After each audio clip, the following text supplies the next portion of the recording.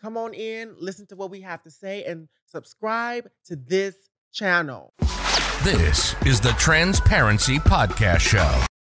But I think my favorite part of the video was when I talked about non-binary people and the non-binary prompt.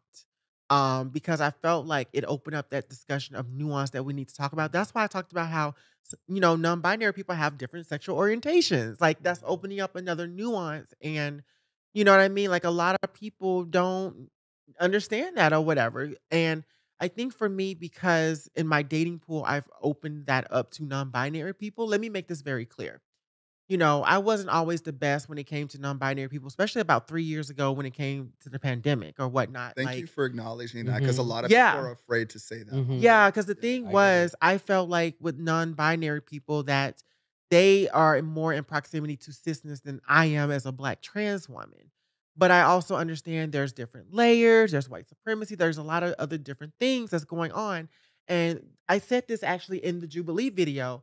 One of the non-binary people that I was having an issue with was like, well, Blossom, it's because for safety reasons, sometimes we have to be forced to go into the gender binary because of the environment we're around. And so when they told me that, I was like, oh. And so it started opening up this more dialogue of it. But what ended up happening was some of my friends started coming out as non-binary. And so it was like, well, how can I support them and still uphold these ideologies of non-binary people? Something's got to change. And so, like when I started opening up my dating pool to non-binary people, it helped change. And, as I started gravitating more non-binary friends and more people that I love and adore coming out as non-binary and just like, you know what I mean? Like that's that. And quick astrology thing, because I am an astrologer. Aquarius rules the trans and non-binary experience, and I'm gonna tell you why. Aquarius is ancient ruler is Saturn, and its modern ruler is Uranus. Uranus rules the non-binary experience, the asexual experience, agender experience, anybody that's gender expansive or expressive, and Saturn rules the binary trans experience, so man and woman, yes and no, like there has to be a duality. And because Aquarius rules both of these things, we can all coexist together. So we should not be fighting over what transness is supposed to look like. And that's crazy because, like even in the stars and in the astrology and all of these things or whatever, we're all still connected. And so, I have no problem with admitting my biases and working through them. And so, it really helped because on that set, I found myself defending you more than anything. You did. And I was like, You I showed was up. like, I what? was really happy about that. And I felt so bad for you because, like you said, you kept being interrupted and she kept coming to you, but I was so admired by your power. Let me tell you, that promo video that they put out or whatever, because I feel like you two may not have like literally liked it the way I did. Because let me tell you something, when non-binary people look at that and they see you going up against Blair, that inspired them. And I want you to know that. Like you're about to cry or something. It's just so like I love this healing. I have to really say, really I love this for the both of you right now, because this that- was so intense, and this was my intention, was to bring this for us, because that was a lot on set. I'm still honestly digesting it. So this is so beautiful. And I wanted you, because I thought that was powerful in that video, because they actually showed you a little bit more in that promo or whatever, you going back and forth with her. And it's like, everything that you said here today, I was actually surprised to hear, because it, like, on set, you were actually great. You think so? I feel like I was a mess. I feel like I was like so nervous and because you called her out. Let me tell you something. Angry and Alex, I felt the exact same way. But then when I watched the cut, I was like, oh, I actually was. But you called her out on her shit because you was like, do you feel better now that you said it? You feel better? And see, the thing is, it's like when non-binary people looked at that, it was like, that's what I'm talking about. Yeah. And you were the perfect representation for that. Yeah. And so I just wanted to make sure I give you that. And, as we move forward from this situation or whatnot, like we are all getting a new following. More people are coming to our platforms and seeing the great work that we're doing. I'm a tarot reader. I'm an astrologer. I'm a life coach.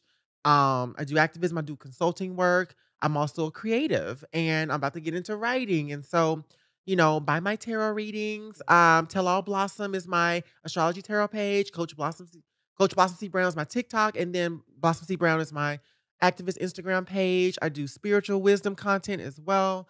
And, really stand up and support me. I cried when I looked at the amount of people that watched that video of us. And I'm going to tell you why. Because our community gets really surprised of the people who showed up for us, like non-trans people, non-binary people. This is like where I'm going with that. Although whether they're conservative or liberal, like people in my life who work with the trans community who are not trans saying, I can't wait. They're so excited about this debate. Like they're tagging me in it. And I'm just trying to hurry up and retag them in my Instagram story. Like, oh my God, we're excited or whatever. Like we brought so much joy to them because some of them were doctors that want to figure out. And I'm so glad because I feel like I did the strongest in the research part or whatever, like talking about that or whatever, because we brought in an audience. This is what I told Jubilee. You're bringing in an audience that usually doesn't come over here to watch y'all or whatnot. And so I think, because for them, we were the first ever episode to offer an extended cut. Us trans people, they've never done that in their history because it was so on demand. And I told them, I said, what y'all have created here is so groundbreaking. You don't understand. This episode is very groundbreaking because it's an all trans and non-binary cast. And I understand they had the trans and the detransitioners on there, but I have more questions for detransitioners because it's like, well, do y'all still consider yourself a part of the trans community? You know what I mean? So there's a lot of nuance there. And I think what holds me back, and me and you've talked about this, is because conservatives like Buck Angel have used that as right-wing propaganda, I'm very slow to move quickly with detransitioners until I learn more about their experiences or whatever. Because in that particular video, there was a trans woman, or detransitioner, I should say, that was forced into having to, you remember who I was talking? Yeah, they were forced into transitioning. And so that's why on one of the prompts, I was like, let me take that back. And I had to acknowledge that not everybody has choice over their bodily autonomy or whatever, because I felt like that was getting ready to be a slippery slope where I was going to end up offending sexual assault survivors, trigger warning, sexual assault survivors, and everyone else that have ever gone through that. And so, debating can get very tricky, but yeah. And so, I'm just really thankful for this opportunity because you know what I mean? Like I knew you were going to show up.